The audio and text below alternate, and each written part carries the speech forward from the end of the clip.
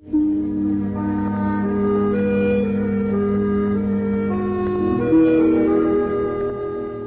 Senhor, abençoa os teus servos fiéis, mensageiros de tua paz, semeadores de tua esperança.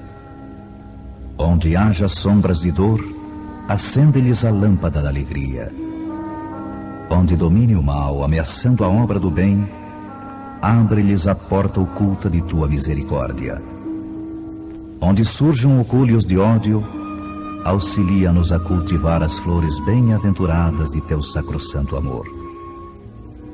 Senhor, são eles teus heróis anônimos, que removem pântanos e espinheiros, cooperando em tua divina semeadura. Concede-lhes os júbilos interiores da claridade sagrada em que se banham as almas redimidas. Unge-lhes o coração com a harmonia celeste que reservas ao ouvido santificado. Descortina-lhes as visões gloriosas que guardas para os olhos dos justos. Condecora-lhes o peito com a estrela da virtude leal. Enche-lhes as mãos de dádivas benditas, para que repartam em teu nome a lei do bem, a luz da perfeição, o alimento do amor, a veste da sabedoria, a alegria da paz, a força da fé, o influxo da coragem, a graça da esperança, o remédio retificador. Ó Senhor, inspiração de nossas vidas, mestre de nossos corações, refúgio dos séculos terrestres, faze brilhar teus divinos lauréis e teus eternos dons na fronte lúcida dos bons, os teus servos fiéis.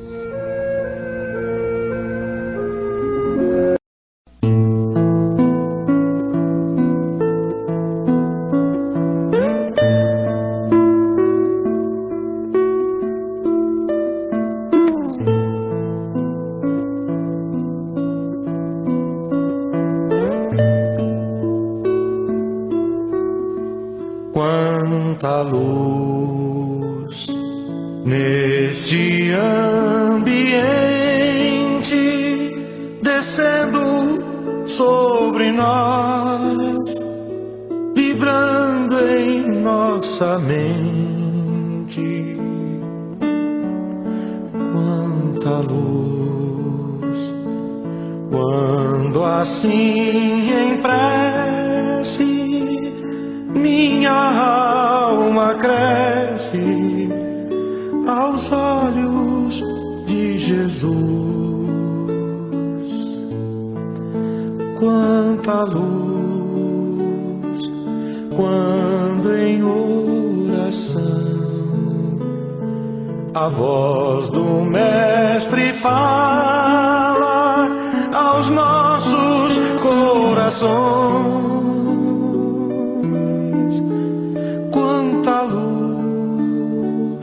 Descendo sobre nós, quanta luz, quanta luz, quanta luz neste ambiente, descendo sobre nós, vibrando em nossa mente. Quanta luz, quando assim em prece minha alma cresce aos olhos de Jesus.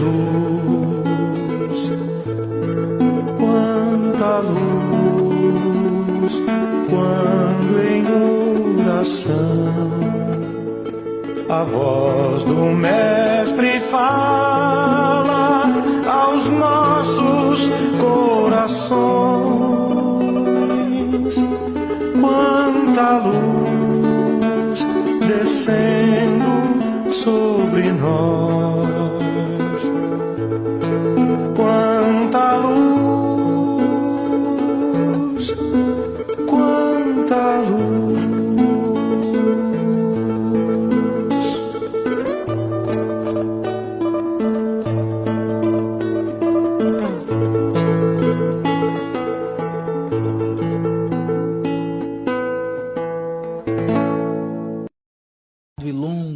construção de si mesmo, porque a evolução respeita um princípio da lei divina, que é o espírito de sequência da natureza.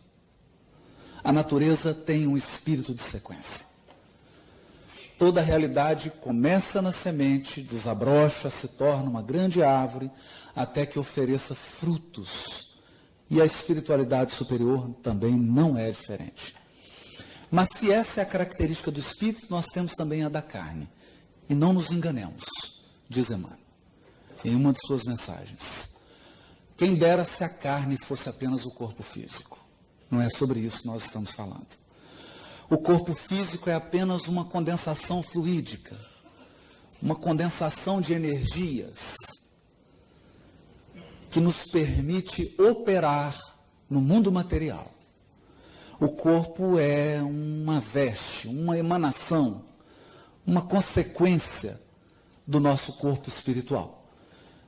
Mas ele é um instrumento que não é nem culpado, nem tem o mérito das nossas escolhas. O corpo é uma tela que reflete com fidelidade a nossa consciência espiritual. Quando o Evangelho se refere à carne, está dizendo a um conjunto de características do ser encarnado. A carne como representando vulnerabilidade. Vulnerabilidade. E o que significa isso?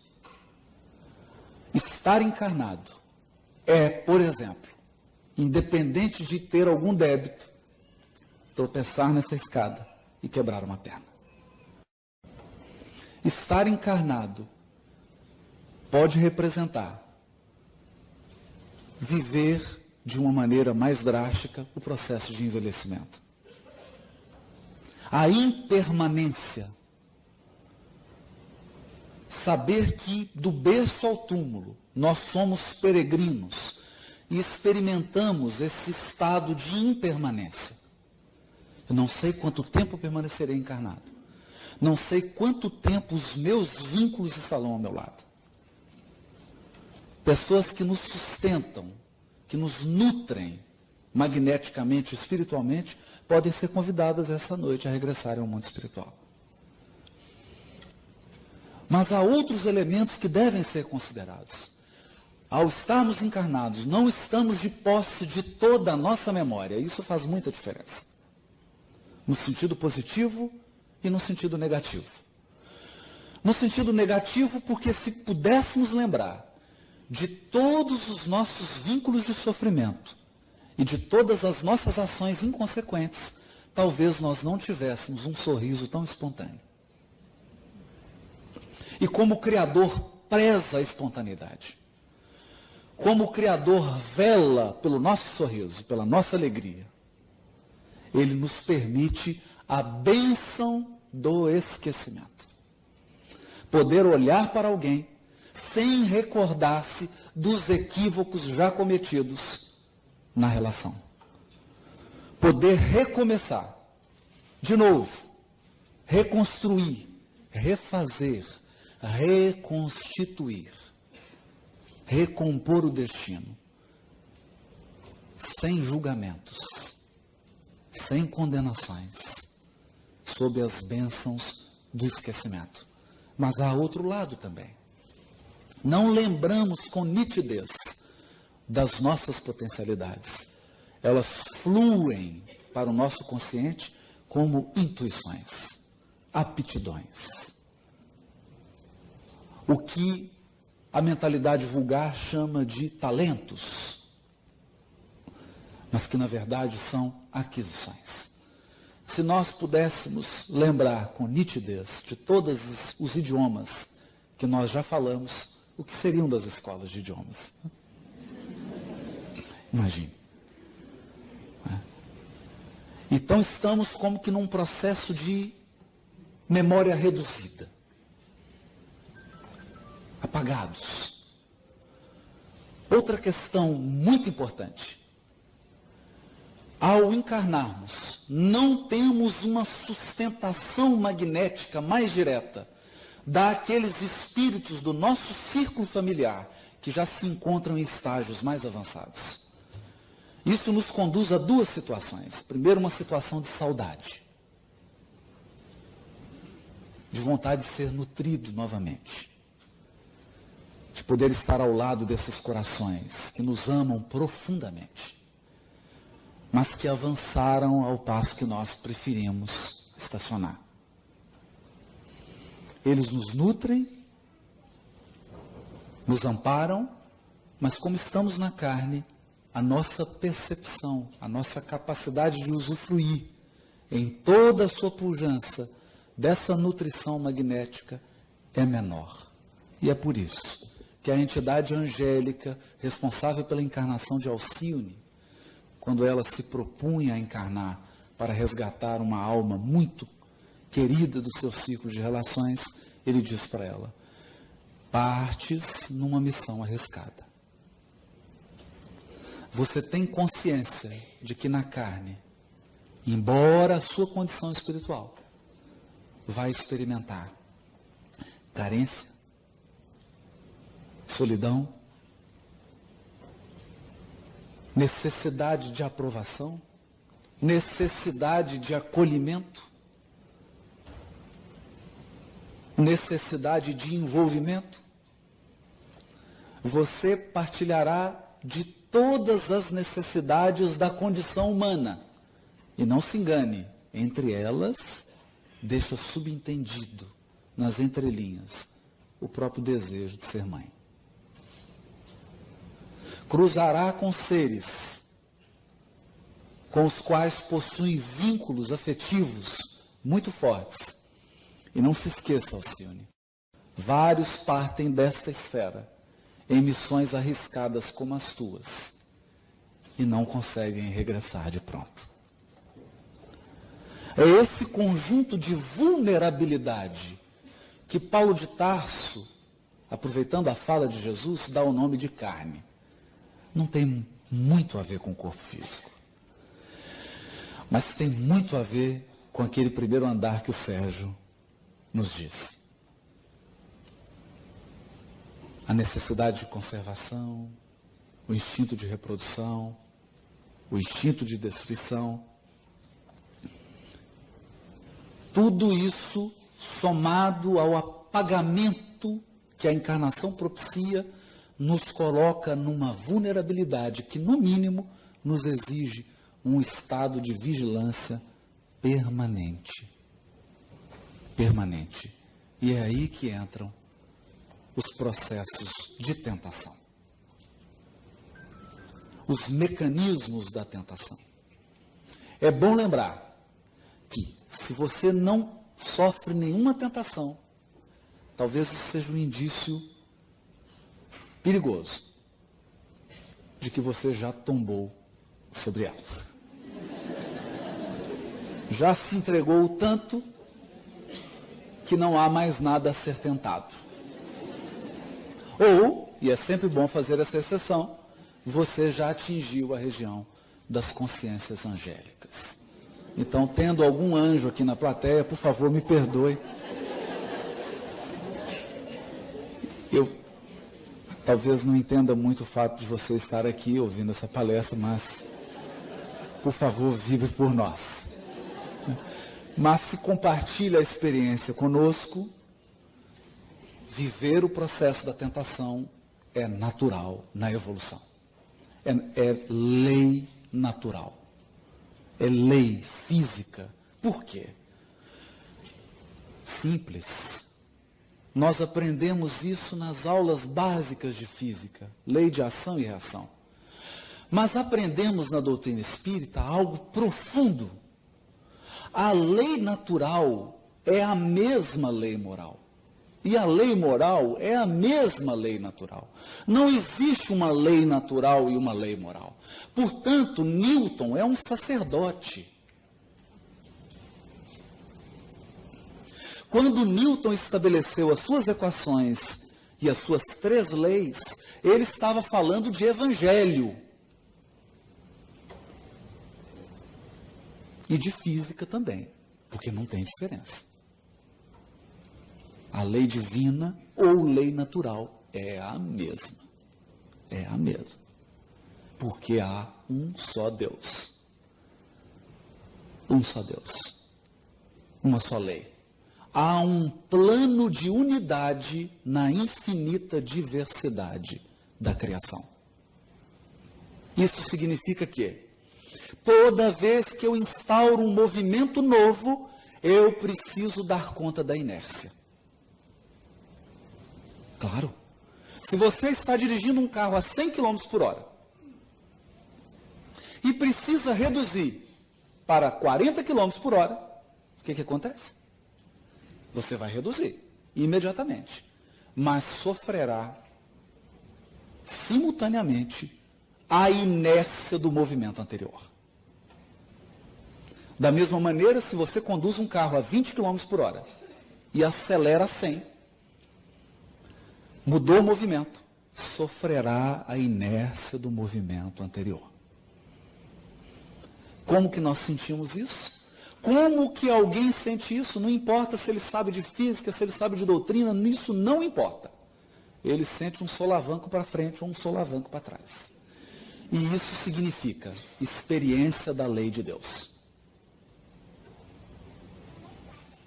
Portanto, toda vez que eu saio de um processo psíquico que pode ter durado 5 existências e ingresso num novo movimento psíquico, há uma inércia do movimento anterior. Essa inércia do movimento anterior é vivida como um processo de tentação. Dá vontade de voltar. É natural. E às vezes a gente volta. Às vezes volta várias vezes, até ter força moral suficiente para sustentar o movimento novo. É assim que a criatura que teve 5, 10 existências, envolvidas em situações de poder, ao voltar nessa existência, e ao se propor uma nova experiência, agora não mais centrada no desejo de poder, mas em outra proposta acolhida por ela, ela vai experimentar a inércia. E quando se percebe, enxerga-se repetindo velhos padrões de conduta, velhos padrões de crença, comportamentos inconscientes. Essa é a tentação. É natural. Não imaginemos que há um Criador julgando, que há um Criador recriminando, porque nós somos integralmente amados e respeitados por Deus. Integralmente amados e respeitados. Quer você avance, quer você regresse. Quer você avance, quer você estacione. O amor de Deus permanece inalterável. Porque isso integra a nossa experiência individual. E a experiência evolutiva, ela é pessoal, individual e intransferível. Não há empréstimo de aquisições espirituais. Há intercessões. Intercessões. Mas as intercessões integram o regime do amor de Deus, que sempre nos socorre, sempre nos reergue. Quem se propõe a uma evolução consciente está sempre em tentação. Está sempre lidando com comportamentos, com hábitos, cujas raízes se estendem ao profundo do nosso psiquismo, cujas raízes têm origem em experiências remotas do nosso espírito. É a nossa história, é a nossa genealogia. Assim, quando o Evangelho fala das multidões que seguiam Jesus, Nós podemos imaginar, num plano social, várias criaturas seguindo Jesus. Mas se transferirmos essa observação para o plano interno, veremos em nós uma multidão. Porque o Haroldo de hoje é filho de alguém na encarnação passada. Mas esse alguém é filho de alguém da anterior. E assim eu vou numa cadeia regressiva e nós podemos voltar 20, 30, 40 reencarnações para trás. E eu perceberei, e o Sérgio está aqui, a gente vai conversar sobre isso e vai ajudar mais, porque não é a minha área, aqui está um juiz metido à besta querendo falar de psique. Não é? Mas nós estamos só dando um enfoque do Evangelho aqui, baseado nos textos, né, e tremendo as pernas. Se estiver falando algum conceito impróprio, Sérgio, você levanta a mão, pelo amor de Deus. Não é? A verdade é que há uma multidão dentro de mim. Uma multidão. E não é só uma multidão de personalidades. Porque se há um eu profundo, se há algo central em mim, que não é o Haroldo, que não é o Sérgio, é uma consciência que observa, porque o Sérgio ele consegue se observar. Eu consigo, você consegue se observar. O que você pensa, o que você sente, como você se comporta, quais são os seus hábitos. Se você dá conta de observar, é porque você não é aquilo que está observando. Você não é os seus sentimentos. Não é os seus pensamentos. Há algo profundo e anterior. Há um ser divino, que é a sua essência. Ou um núcleo divino, desabrochando, acordando. E quando esse núcleo olha para a personalidade de Haroldo, o que ele vê? Ele vê alguém com 1 metro e tanto, de cor tal, de cabelo tal, brasileiro, nasceu em Minas Gerais, exerce a profissão tal. Mas se esse eu profundo olha para a encarnação anterior, o que ele vai ver? Uma outra pessoa. Então, se nós colocarmos em fileira aqui 20 encarnações suas, você ficará surpreso em saber quantas coisas você já foi. Quantas posições você já ocupou. E nós vamos tornar isso ainda mais complexo. Em cada personalidade que você animou, você tinha um círculo de relações. Você estava num contexto social. Você estava em um contexto cultural. Você agia segundo padrões do grupo onde você estava. E, principalmente, você atuava segundo o horizonte de evolução da humanidade naquele período. Porque não imagine que numa encarnação sua na Idade Média, você tivesse a percepção e a compreensão que você tem hoje em Porto Alegre. Não é assim. O certo é que quando soma isso tudo, mistura, é um desafio. É um desafio. É um desafio por quê? No livro Caminho, Verdade e Vida, capítulo 129, Emmanuel encerra uma mensagem, Origem das Tentações, dizendo assim, sutil, recorda-te de que cada dia tem situações magnéticas específicas. Hã? Como assim? Cada dia tem situações magnéticas específicas? Considera a essência de tudo o que te atraiu no curso das horas. Tudo o que te atraiu no curso das horas. E eliminarás os males próprios, atendendo ao bem que Jesus deseja. Como assim? Todo dia vivemos circunstâncias que funcionam como ímãs, possuem uma força atrativa. Mas adivinhe, coloque uma cesta de diamante na frente de um cavalo. Experimenta tentar o cavalo com isso. Não vai conseguir. Porque uma cesta de diamante não é uma situação magnética que atrai o cavalo. Né?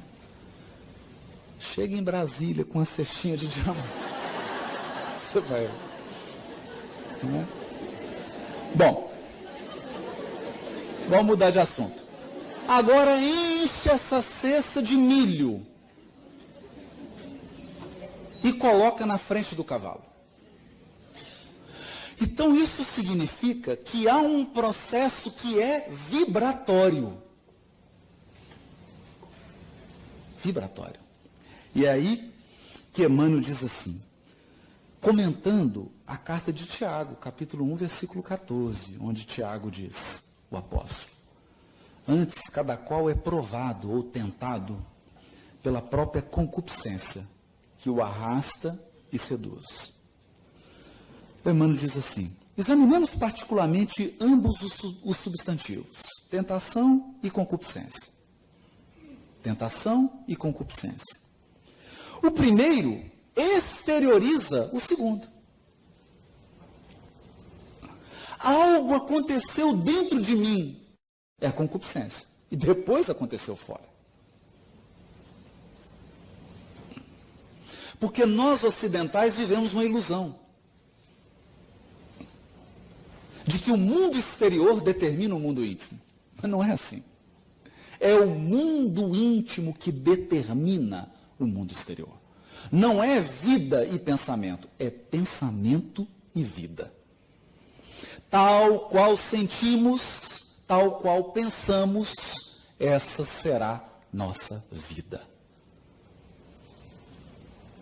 Então, a tentação é a exteriorização da concupiscência.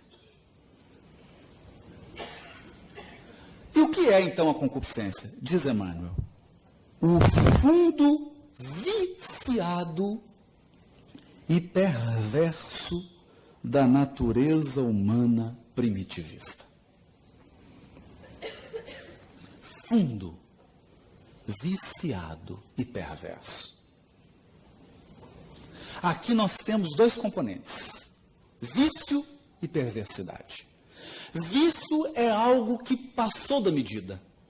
Nós dificilmente encontramos animais viciados. O instinto é preciso.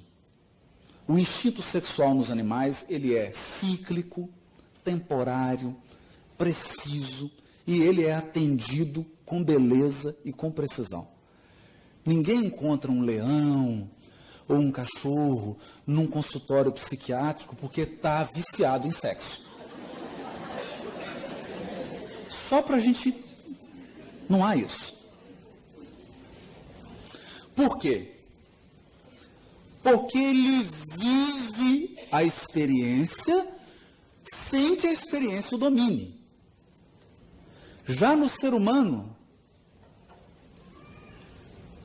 que entrou na sensação, há um componente muito especial. E ele se chama desejo. Desejo. E o desejo tem uma característica muito especial. Ele é insaciável. Insaciável. O desejo, se não for conduzido, se não for direcionado com sabedoria e com autodomínio, por isso que o Sérgio colocou aquela frase bonita de Kardec. O que é a obsessão? É o domínio que um espírito exerce sobre outro. Domínio. Mas ele só exerce esse domínio porque a criatura não tem autodomínio. Autodomínio.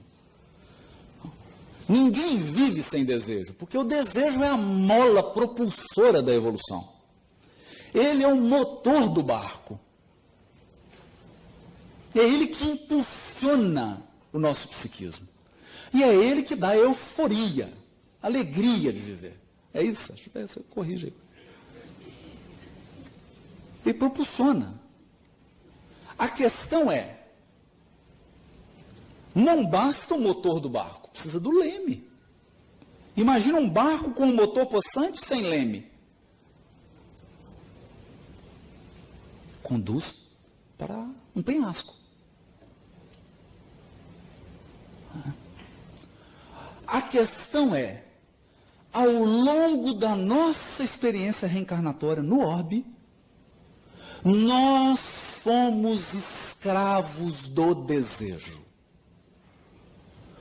Mas não foi 1, 2, 3, 4 encarnações, não. Nós estamos falando de 50, 100.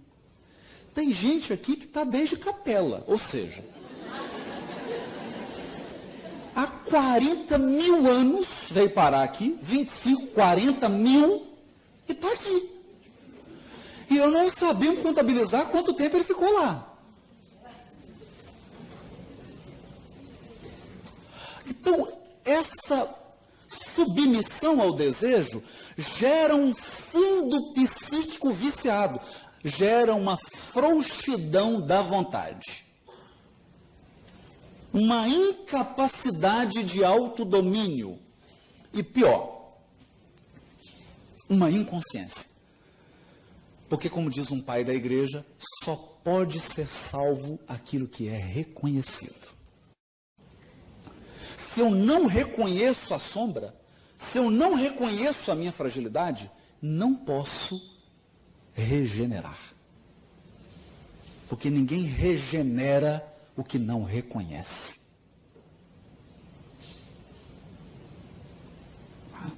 Há uma tentação exterior, como o Sérgio deu o exemplo, você encontrar aquela pessoa, né, e se sentir profundamente atraído por ela, é apenas uma situação magnética que sintonizou com o seu magnetismo psíquico.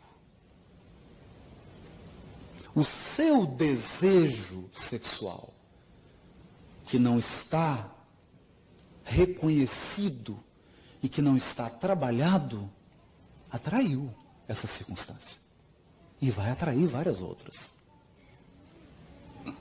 É natural isso. É muito natural. É isso que Emmanuel está dizendo. Então, fundo viciado, mas tem também aqui um elemento que é a perversidade. E a perversidade é algo paradoxal, é algo que nos deixa perplexos. Certa vez eu conversava com o Roberto Lúcio, que é um dos dirigentes do corpo clínico do Hospital Psiquiátrico Espírita André Luiz, na cidade de Belo Horizonte. Não é? Então nós conversávamos na casa dele, inclusive. A gente que não é da área, né, se assusta um pouco com certos quadros psiquiátricos, sobretudo quando eles chegam no judiciário. Então a gente fica assustado, porque a gente fala, meu Deus, como é que pode existir um ser humano que chega nesse nível, né, da perversidade? Não é? Assim, nos mais extremos da perversidade. Não é? Quando a maldade vira prazer. Quando a criatura encontra gozo na maldade. Não é? E aí o Roberto me disse assim, Haroldo, eu vou te dizer uma coisa, você vai ficar impressionado. Só as grandes inteligências dão conta de chegar à perversidade.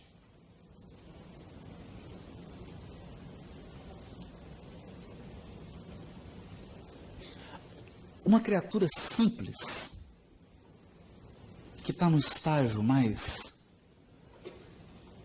mediano da evolução, que não tem um desenvolvimento da inteligência tão profundo, não chega a esses patamares de perversidade, não dá conta.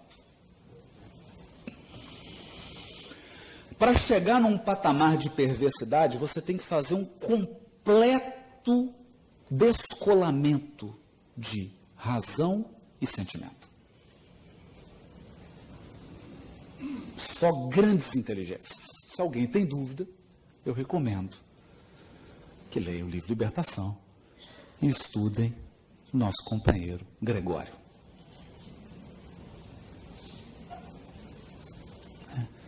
Por isso, achei muito interessante o que o Sérgio disse quanto ao perigo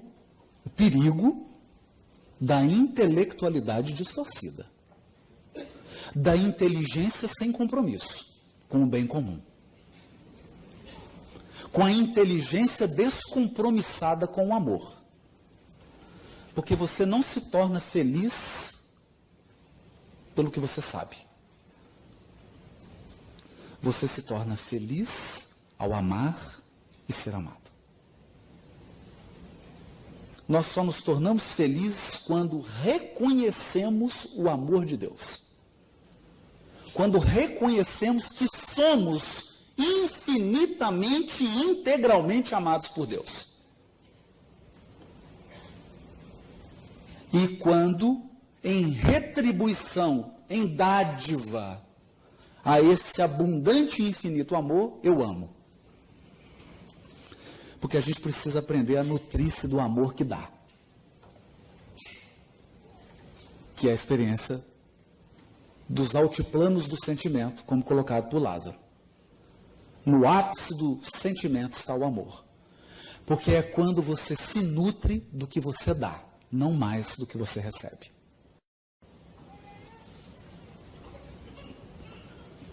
Até lá, muitos de nós fazem a experiência da inteligência sem compromisso. Da inteligência que raciocina, cria sistemas, cria teorias, discute, estabelece hipóteses e teorias, mas está minimamente preocupado com o bem comum. Está minimamente preocupado com a paz, com a harmonia, com a integridade de todos. Então aqui há um outro componente que é esse da perversidade. Fundo viciado e perversidade são forças magnéticas ou fulcros, são brasas dentro de nós que irradiam um poder atrativo gigantesco que atrai pessoas, circunstâncias, acontecimentos, situações. E talvez alguém vá pensar, mas por que Deus permite isso?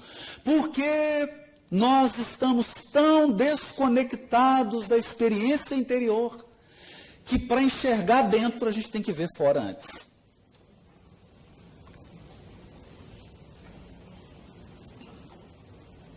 É a evolução feita aos tropeços. Eu preciso cair 20 vezes para perceber que eu estou mancando.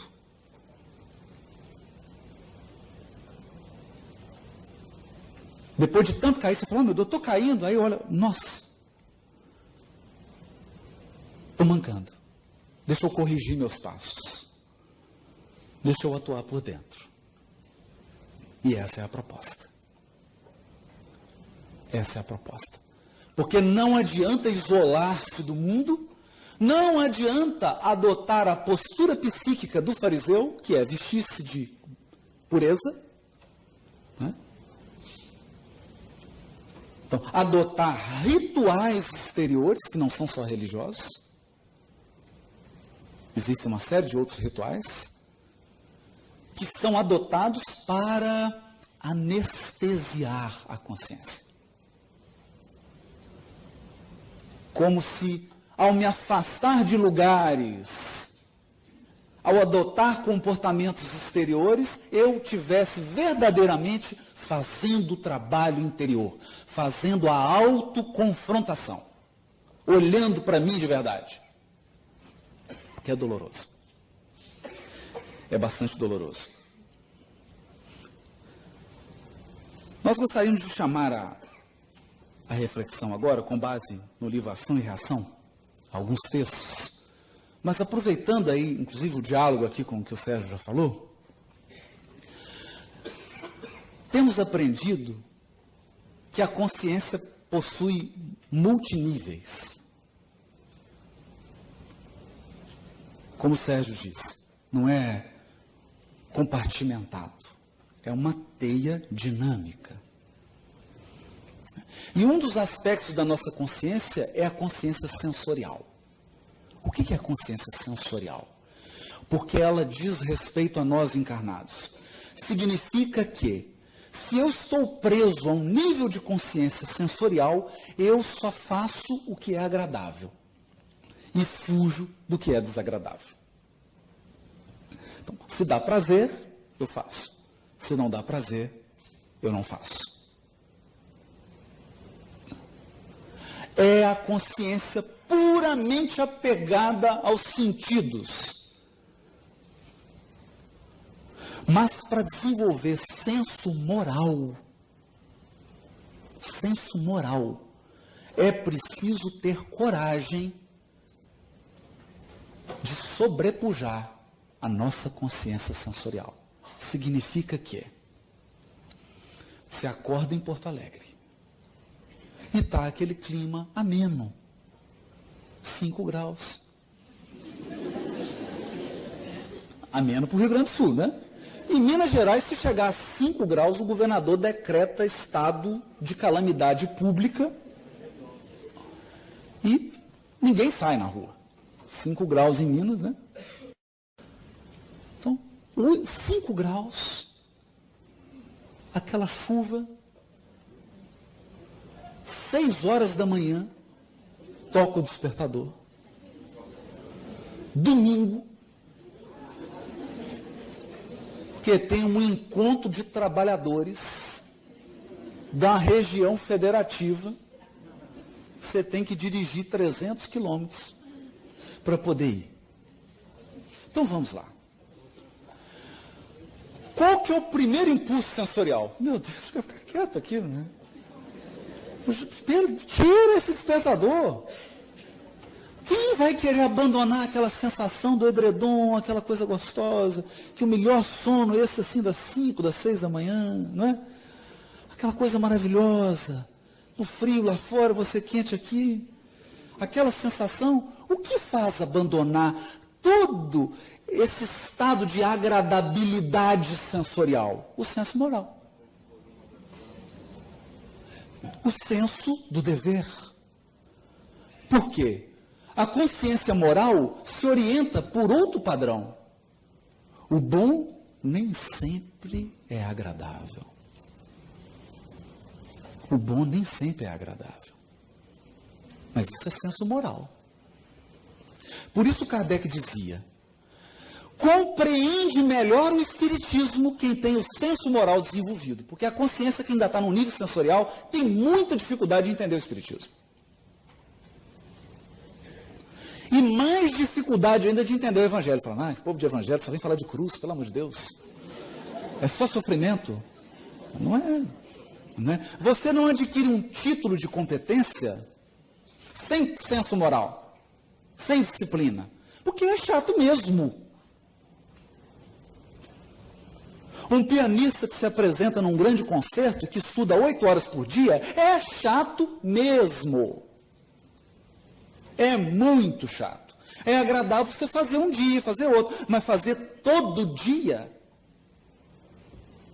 O grande violonista Segovia dizia o seguinte: se eu ficar um dia sem tocar, não percebo muito. 2 dias eu percebo. 3 dias a plateia percebe. Então você imagina o que é isso? 6 dias por semana, a criatura estudar 6, 7, 8 horas para ter um desempenho de 1h30.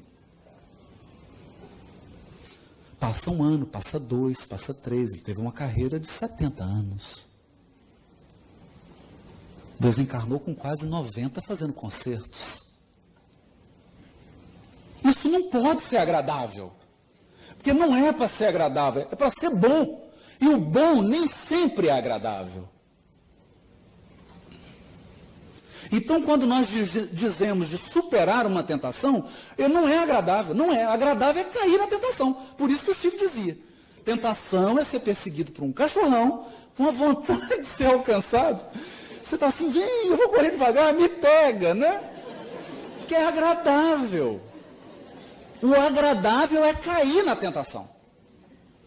É deixá-la te dominar. O desagradável é vencer-se, é superar-se. E para isso, qual a força? Qual a força que polariza o nosso esforço de renovação íntima? Qual é a força que nos torna capaz de superar hábitos milenares? O benfeitor Druso, no capítulo 2 do livro Ação e Reação, diz o seguinte: é que o propósito da vida trabalha em nós e conosco, através de todos os meios, para guiar-nos à perfeição.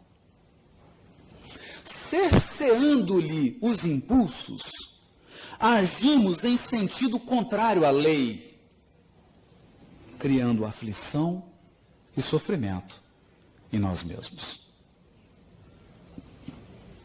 Então, assim como a semente anseia ser árvore frutífera, ela anseia tanto que basta você colocá-la na terra e acontece aquilo que o vídeo mostrou. O milagre da vida.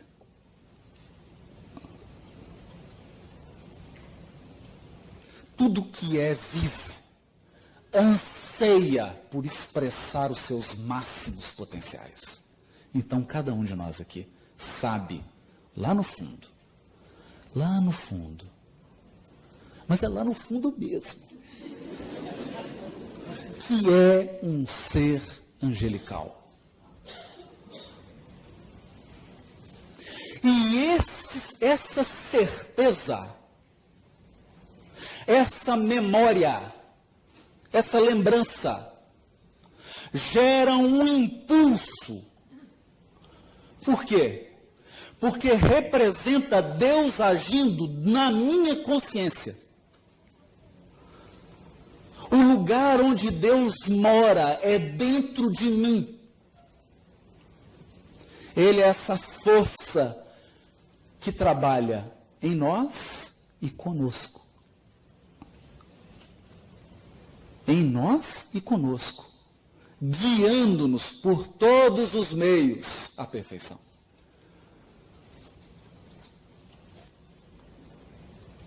Todas as plantas da terra crescem buscando a luz.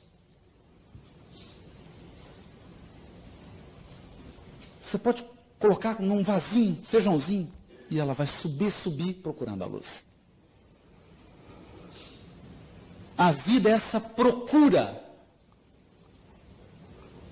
E nós, seres humanos, não nos sentimos plenamente felizes e realizados se não realizarmos os nossos máximos potenciais. É da nossa natureza. É da nossa natureza. Dentre esses potenciais divinos estão o potencial de amar, o potencial de renunciar, o potencial de aprender, o potencial de cooperar com Deus, porque nós somos filhos dele, e o filho anseia comungar com o Pai. Há uma fome de amor em todos nós, que é insaciável e insubstituível por qualquer criatura. Você pode estar com a sua alma gêmea e sentir um vazio interior, um vazio interior. Porque esse vazio só pode ser preenchido por Deus. É a nossa sede de comunhão com o Pai. É um propósito que nós podemos cercear esse impulso? Podemos. Podemos tamponá-lo? Podemos. E isso faz o quê? Isso gera aflição e sofrimento em nós mesmos. Porque não é questão de cumprir uma pauta moralista de conduta. Não é questão de atender padrões e requisitos. É uma questão de ser você. É impossível ser feliz sem realizar os máximos potenciais que estão dentro de nós. Não tem jeito. Nós ansiamos por expressar essas potências divinas. E é por isso que Kardec, na questão 621, pergunta assim: onde está escrita a lei de Deus? Na consciência. Se está escrito na consciência, por que Deus permite que ela seja escrita? Os homens se esqueceram e a menosprezaram. Quis Deus que eles se lembrassem. Então, voltar para esses impulsos interiores é lembrar da lei.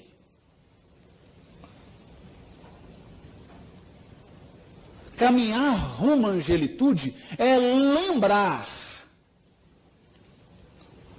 é acordar, é despertar a consciência. Despertar, porque já está dormindo aí dentro de nós.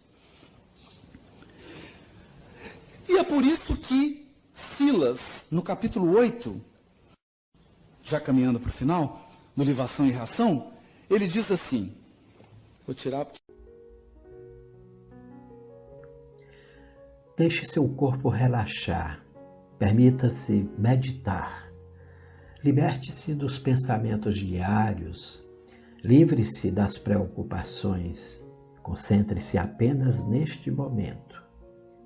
Façamos juntos uma viagem ao interior de sua própria mente, respirando lentamente e profundamente, com o corpo relaxado.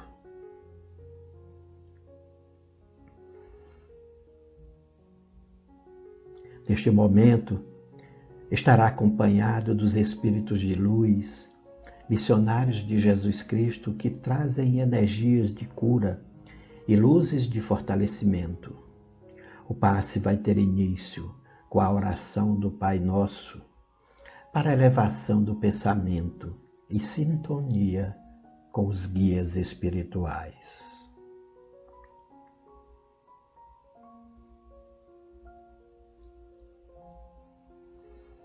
Pai nosso que estais no céu, santificado seja o vosso nome, venha a nós o vosso reino, e seja feita a vossa vontade, assim na terra como no céu. O pão nosso de cada dia nos dai hoje. Perdoai as nossas ofensas, assim como nós perdoamos a quem nos tem ofendido. E não nos deixeis cair em tentação, mas livrai-nos do mal. Amém. Agora, lentamente permita que sua respiração ocorra de forma suave e profunda. Deixe-se relaxar como se seu corpo flutuasse nas nuvens, sempre respirando lentamente e profundamente. Sinta o relaxamento de cada parte do corpo, à medida que entra mais e mais em seu íntimo.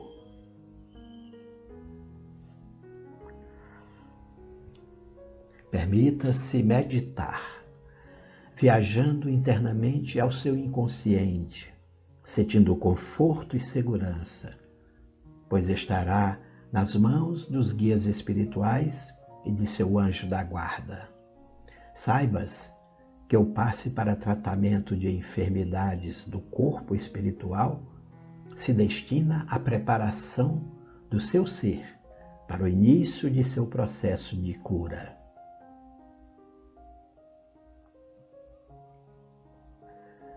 Sabemos que a cura sempre ocorre de dentro para fora. Curando-se a alma, o corpo também receberá a cura.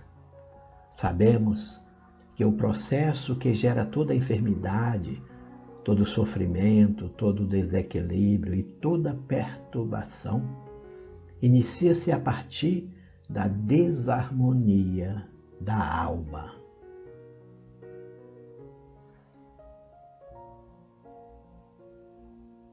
Sabemos que a alma é sensível à influência das energias e vibrações emanadas dos pensamentos. Compreendemos que a alma se fortalece a partir das energias do amor, da paz e da caridade, da fraternidade e do carinho humano.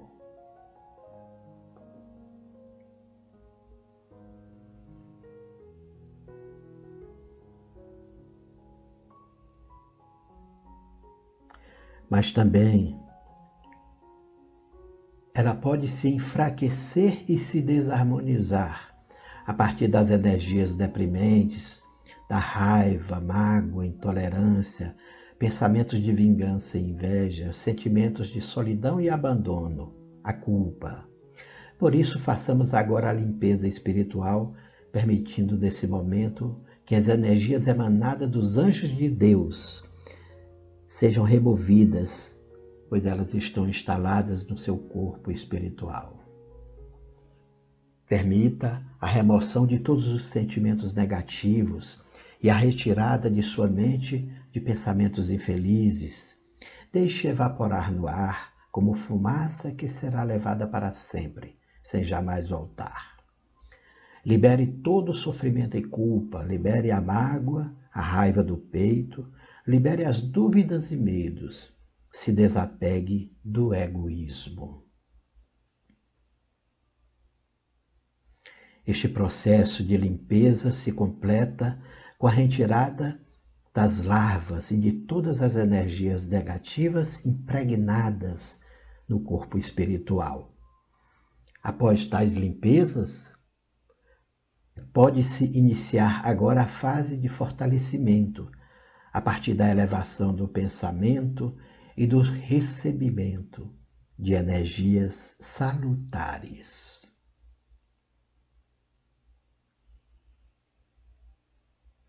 Sinta neste momento o recebimento de energias e vibrações em forma de amor puro, de compreensão e generosidade, da caridade e da felicidade. Sinta os raios provindos da espiritualidade de luz, penetrando gentilmente em todo o seu ser, fortalecendo e tonificando sua alma, equilibrando e harmonizando seu espírito, alegrando e trazendo bem-estar e segurança. Acompanhe agora a oração a Deus, nosso Pai, para agradecer este momento de louvor e bênçãos divina. Senhor Deus, Pai amado, entrego-me a Ti nesta hora em que recebo de Teus missionários a luz divina de fortalecimento e de cura.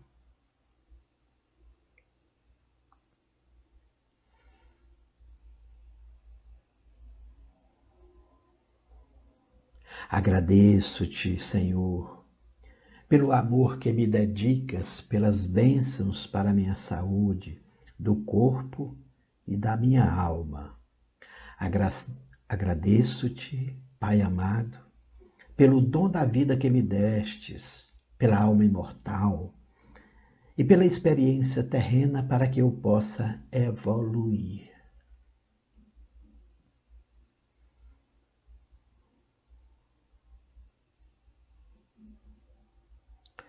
Agradeço-te pelas experiências felizes que me ajudam a sentir o belo e o bom da vida e pelas experiências difíceis que me trazem lições e me auxiliam no fortalecimento através dos desafios e tribulações.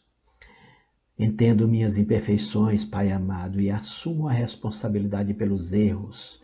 E neste momento, Senhor, comprometo-me com a mudança pessoal para o meu melhoramento moral e espiritual. Prometo evoluir passo a passo, praticando o perdão e a tolerância, controlando meus impulsos infelizes e governando meus pensamentos deprimentes. Assumo o compromisso divino com o Senhor de praticar a caridade cristã, ajudando a quem necessita dentro de minhas condições e agindo com fraternidade e generosidade com o próximo. Prometo, Pai amado, valorizar de agora em diante a minha própria vida, através da autoestima e amor próprio, cuidando de minha saúde e de minha dignidade humana. Assumo o compromisso, Senhor Deus, de valorizar e proteger a natureza e respeitar todas as formas de vidas, plantas e animais que cruzarem o meu caminho, harmonizando-me com tua criação. Prometo, amado Criador, amar a Ti sobre todas as coisas, e de todo o coração e com todas as minhas forças, e amar meu próximo como a mim mesmo, para promover a paz e a harmonia no universo. E assim, amado Senhor, espero humildemente ser merecedor de Tuas bênçãos e de Teu amparo, nos momentos felizes e nos momentos difíceis. Por isso, agradeço profundamente as luzes e vibrações de energias divinas e salutares que me são entregues neste momento pelos Teus anjos e missionários de luz para o meu fortalecimento e cura espiritual. Recebo tais energias de cura de forma a me fortalecer, equilibrar e harmonizar comigo mesmo e com o universo, com as pessoas e com a natureza. Acredito, Divino Pai Celestial, que agora, fortalecido espiritualmente, estarei protegido das influências perniciosas, dos espíritos infelizes e deprimentes que se aproximarem de mim para promover perturbação mental. Peço-te, amado Deus, que sempre me proteja de seres obsessores, encarnados e desencarnados, que enviam energias perniciosas para a minha desarmonia. Para isso, me manterei sempre vigilante, com o pensamento elevado, através de orações e preces, de pensamentos fortalecedores, em sintonia com Jesus Cristo e a espiritualidade de luz. O passe espiritual está chegando ao final. Agradeça a Deus por este momento sublime. Agradeça a Jesus Cristo pelas lições e orientações. E agradeço a espiritualidade pelas vibrações de cura. Oração para a fluidificação da água. Peço a Deus, o princípio onipresente, onisciente e onipotente, e ao Cristo planetário, forças para as legiões angélicas ou mensageiras, para que possam lutar contra o mal, em qualquer forma que se apresente, e vencê-lo. Como não existe merecimento fora do respeito à verdade, ao amor e à virtude, prometo aplicar esforços no sentido de viver a lei de Deus, compreender e imitar o verbo exemplar e cultivar nobremente os dons do Espírito Santo, carismas ou mediunidades, sem os quais não pode haver a consoladora revelação.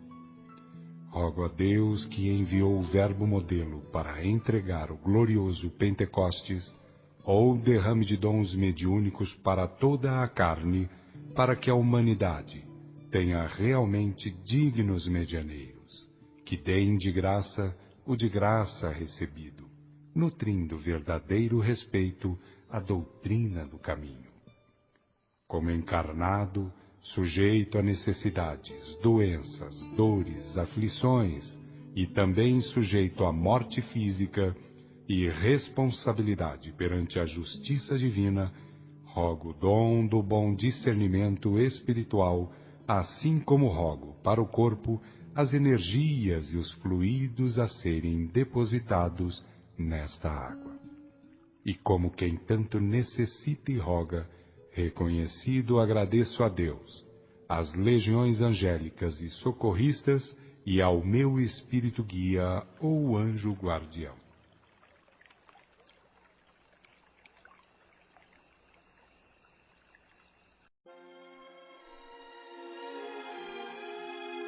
Agradecemos aos bons espíritos que se dignaram de comunicar-se conosco e lhes rogamos que nos ajudem a pôr em prática as instruções que nos deram e façam que, ao sair daqui, cada um de nós se sinta fortalecido para a prática do bem e do amor do próximo. Também desejamos que suas instruções aproveitem os espíritos sofredores, ignorantes ou viciosos, que tenham participado da nossa reunião e para os quais imploramos a misericórdia de Deus.